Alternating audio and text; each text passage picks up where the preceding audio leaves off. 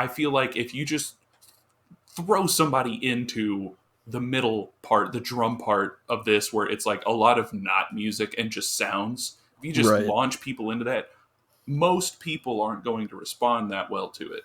And Yeah.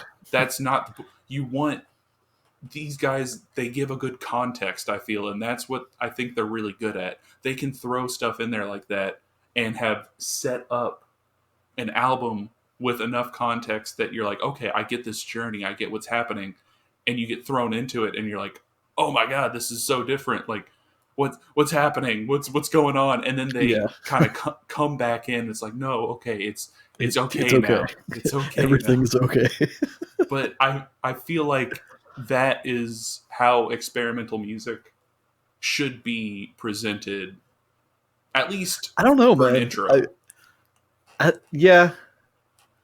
I don't know. I feel like that kind of goes against the point of it, though. Like, maybe not the point. I don't want to say that the point of experimental music is to exclude people. Yeah, Like, I know we've mentioned black metal. yeah, Like, the whole intention was exclusion, but I kind of get a similar vibe with like it's not it's not supposed to cater to people. It's not supposed to be tailored to what people enjoy listening to necessarily.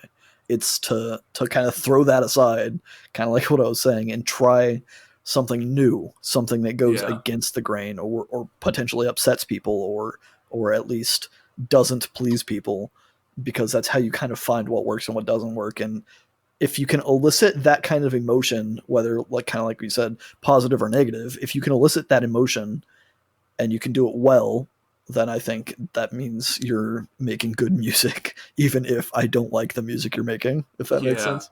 Oh, I can see that. Like, that's definitely a very good point. And I am, I guess, coming at this from the perspective of somebody who's listened to this album a lot, who's listened to a Yeah, lot of, I guess you could say, experimental music, sure. and Far have, more than me.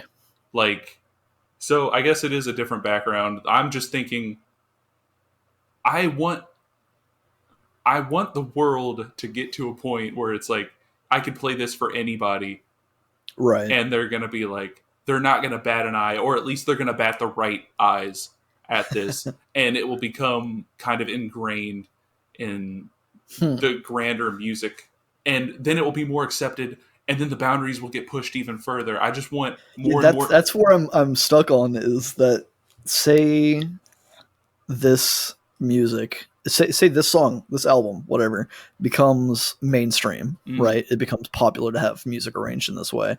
Then what comes next as far as experimentation? Is there a exactly. next? At some point, there's not a next, right? There's always a next. There's always been a next since the dawn of time, I feel like. Yeah, but Like, I don't know. I feel like at some point, as a species at least. Well, I mean, I guess more instruments are being created, more sounds are being discovered, I suppose, in some ways. especially in Maybe I'm today's just being age, pessimistic. like, we're in the That's true. age Digital, yeah, I guess the whole fucking digital music, like you can make being able, anything. yeah, you can literally make every possible combination of sound frequency Yeah. with software on your computer, kind of a thing. There are, I guess, near infinite possibilities, but it just, I don't know. I feel like at some point it's good to have that barrier of discovering the new sound, kind of a thing. You know, I can't disagree with you because I do like that.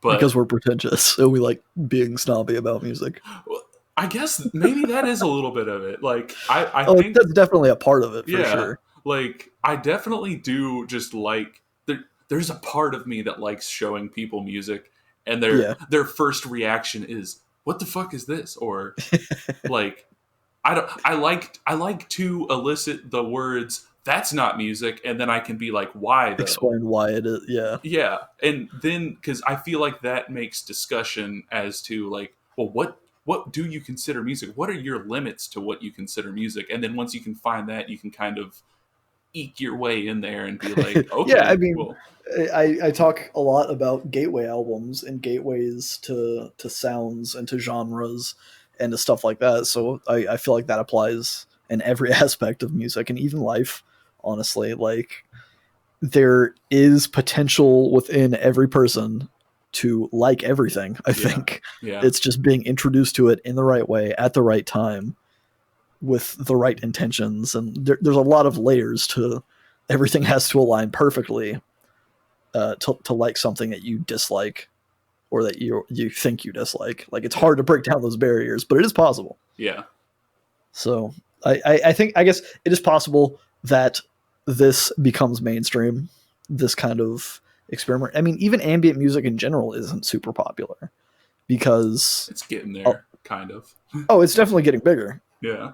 But to call it mainstream, like, people Yeah. want pop music Yeah. by and large. That's what pop music is, right? That's what people want. And I don't know if there will be a day when ambient music becomes like top 40 radio.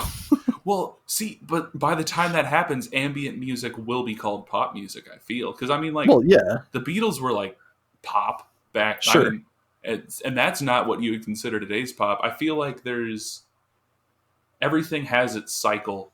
And I guess I'm greedy for wanting to speed that up to be more like the music that I gravitate towards. I guess that is not shitty, but it's kind of like Eh, I want a lot of people to really like this music, well, so more of it gets made. But then I guess it gets yeah, watered I don't think down. I don't think it's a bad thing. Yeah, I and don't think. I mean, partially why we're doing this podcast, right? It's to discover things that we haven't discovered, or to listen to music that we otherwise wouldn't have discovered. yeah, And I think it's good to try to find those things, but it's also like, you haven't heard every song in whatever genre you like, that right? is Like, fair. Yeah, we listen to a lot of metal. There's no way in hell we've heard every possible genre of metal, dude, there's so much or metal. because each band, if you really want to focus the beam here, like, each song could theoretically be categorized into its own very small genre, Yeah, right?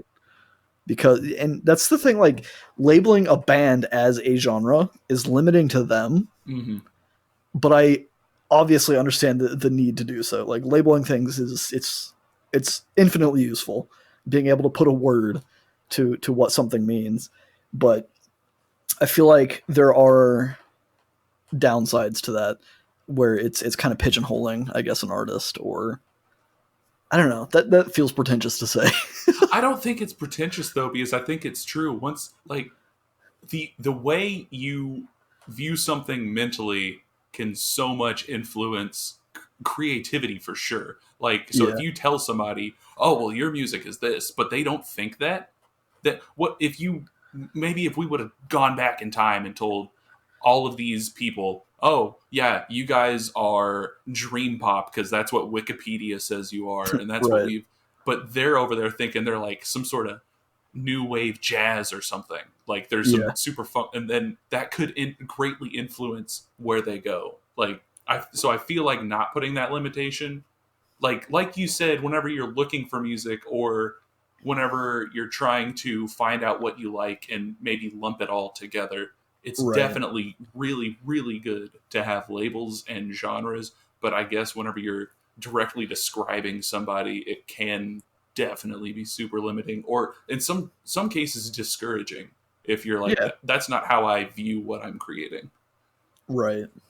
Yeah, I don't know. I guess from an artist perspective, not that I'm an artist per se, but I feel like, uh, well, I don't know. I feel like it's probably a good split, but I was gonna say I feel like artists will tend to ignore that kind of classification and make music that they were going to make regardless of what people are calling it. That's true. I want to believe that, at Yeah. least. I'm sure.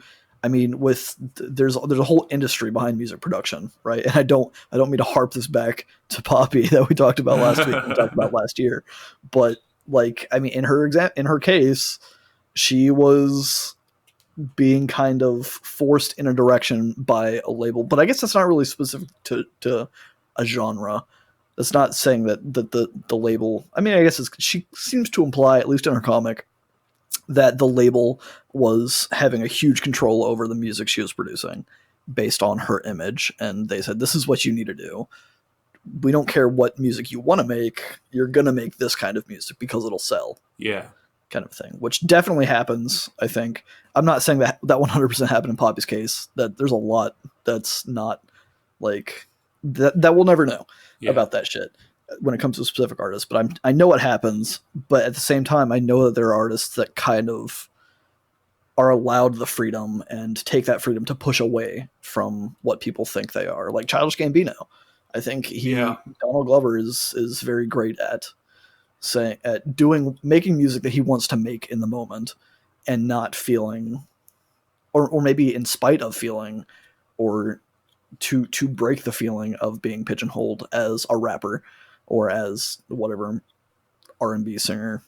He does what he wants to do, and I don't know if that's because he feels trapped in a genre and he wants to prove to himself he's not, or if he's doing it because he just likes making the music. That's a whole psychology deal going Yeah. on there that I'm not qualified to speak on. But I don't know. It's interesting to talk about.